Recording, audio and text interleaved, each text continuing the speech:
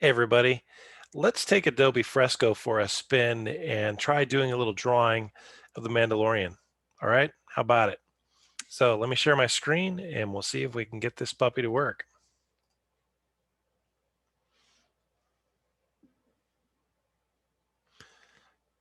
Almost there, and let's fire away.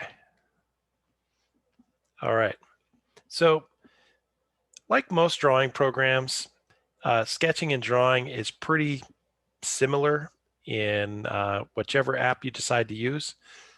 Personally, I use a lot of Procreate.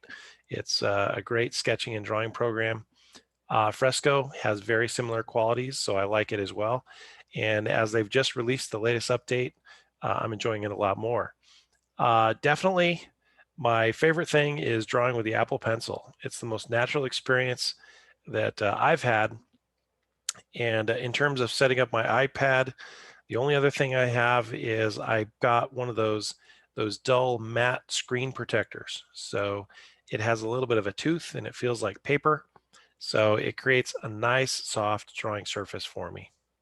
All right, so as we go here, what you're going to see is um, the process for setting up the drawing. And I like to work with a light blue pencil first. So I'm going to use my dry media brush. And I've already kind of set up my favorites. But to get there, what I do is I pick on the pixel brush, I go down to sketching, and I like the pencil. And for this page size, which is about 8 by 10 equivalent, I like using about 10 pixels for sketching. And so that's what I've got set up. And I went ahead and starred that brush because this is one of my favorite pencil settings. Also, the other thing I do is I like to draw in light blue. So I've already set up a swatch for myself to do that. And so to start drawing, I like roughing in real quick with my pencil lines the character. In this case, I'm just going to try to rough in where I'm going to have the helmet and kind of set up the positioning of Mando here. At this stage of the game, I like to work kind of fast, and I'm not trying to, be perfect or precise. I'm just trying to figure out proportions. Thankfully, I'm not trying to draw a person's face in this little demonstration. You have to take a lot more care if you're trying to get an accurate likeness than just trying to draw a helmet, for example. You can get away with a little more roughing or rough drawing, rough sketching when you're just doing a sketch of a Mandalorian helmet than you might be trying to draw someone that you want to make look like them. I think portraits are always those scary things that intimidate artists as they try to figure out, what they're going to draw and how to get it to work just right. I'm going to scale this down a little bit. Scale that down, kind of reposition a little bit. Done. All right. And deselect. Okay, go back to sketching. Of course, that little routine there of scaling your drawing as you go is essential when digitally drawing. You can't do that so much when you're working on pencil and paper. Maybe I'll put the child here in his arms.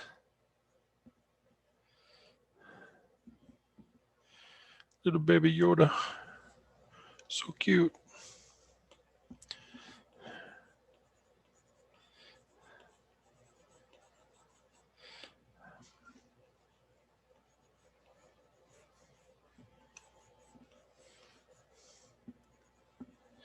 All right, going kind of quick. Just trying to rough things out, figure out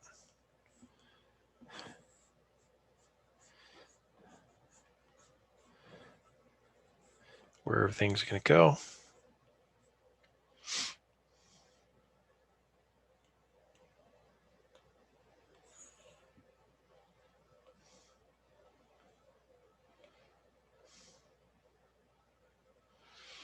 keep running out of room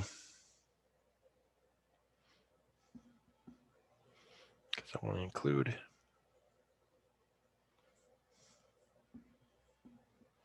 the ears.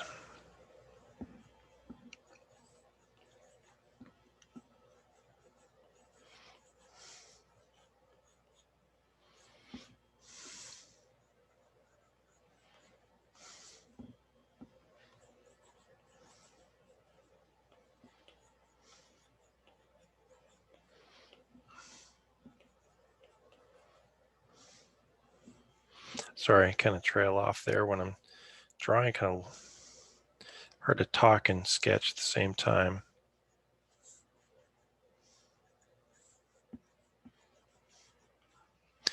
But the tools aren't so important as much as just your technique at this stage of the game. Whether I'm using one drawing program or another, the principles are still the same. What I'm trying to do is make a rough drawing first, and then I'll refine it and fix it as I go. So now that I've got this layer done, I've kind of roughed in where I want the main figure, and I can see the proportions and how the drawing is kind of developing. Now it's time to go ahead and switch to a darker brush, darker pencil exactly, to try to kind of plot out where the lines are going to go. And for my art, I'm a big fan of using darker pencil, similar to what I would do with a really soft 6B pencil on paper. And so that's what I try to mimic when I'm drawing digitally. And then from there, that drawing could be finished as vector art or a digital painting. Kind of depends on how I want to finish it.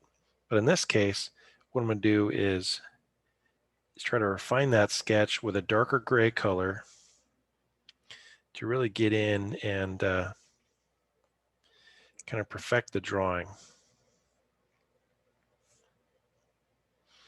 And this is just one more step in the road. Your technique kind of changes depending on the different style of art you're trying to achieve. In this case, I'm trying to go for a more painterly look at the end of this. So I'm sticking with my traditional drawing techniques. Start light and build up and refine. Not too concerned about perfect drawing just yet. Plenty of time to refine it and darken the lines toward the end. So still haven't done a lot of erasing. Just kind of letting it develop. Let the lines kind of speak for themselves. Whenever we get into this stage of the process, I feel like quoting Bob Ross. Just make your happy little lines and let them kind of speak to you and tell you where they need to go. Here we go. Yeah. Happy little cheek. Try to figure out the geometry of that helmet and what's going on there.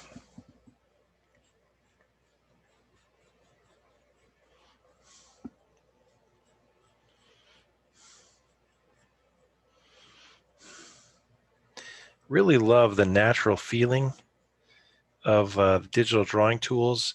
Again, the pencil, the Apple Pencil with the iPad is a very natural drawing experience. It feels like it does when you're working on paper. That's why I prefer it so much.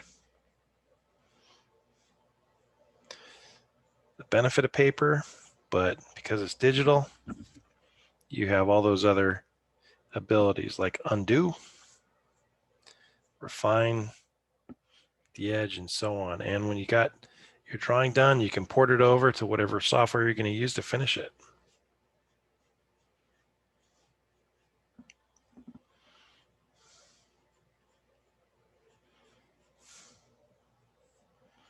Yeah, there we go. See, it's coming together.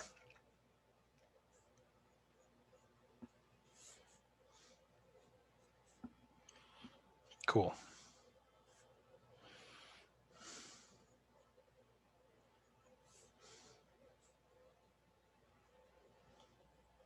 I think what I'll do is kind of skip over to start working on the child,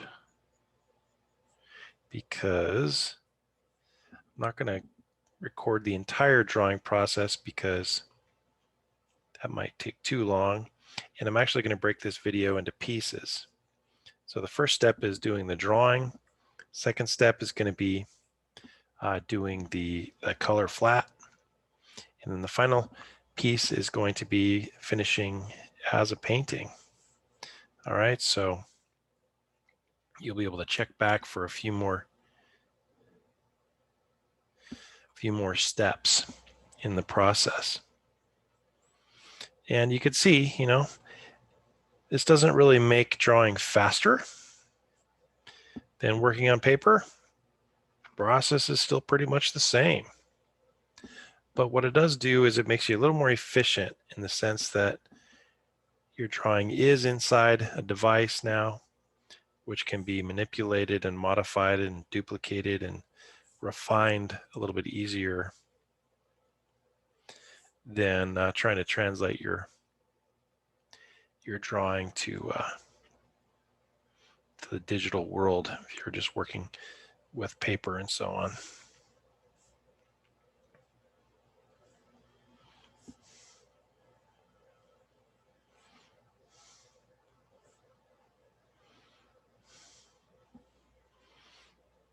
So you kind of see how that's starting to come together. And I'd probably put in an hour on this, just refining those features and those details and getting the picture to the point where I was happy with it and ready to move on to the next stage. Now, again, if this was going to turn into vector art, I would take a sketch rough like this, finished, of course, and then I would go to Illustrator and start tracing it and drawing it that way. Or I can follow my painting technique, which I'm going to follow up in another video to show you how to do the flat color, the detail, and then all the way to the finished painting. All right, so hopefully that gives you a little start on how you can draw and sketch in Fresco. Lots of options there. What I would say is explore those dry media brushes on the side. They're already kind of finely tuned for you. It's just a matter of picking whichever one you're most comfortable working with. And I suggest starting with the normal tools you like to use and then try to duplicate your process. All right, so hopefully that gives you a little jump start. Like I said, we'll try out a few more episodes to get to the finish. All right, see you next time.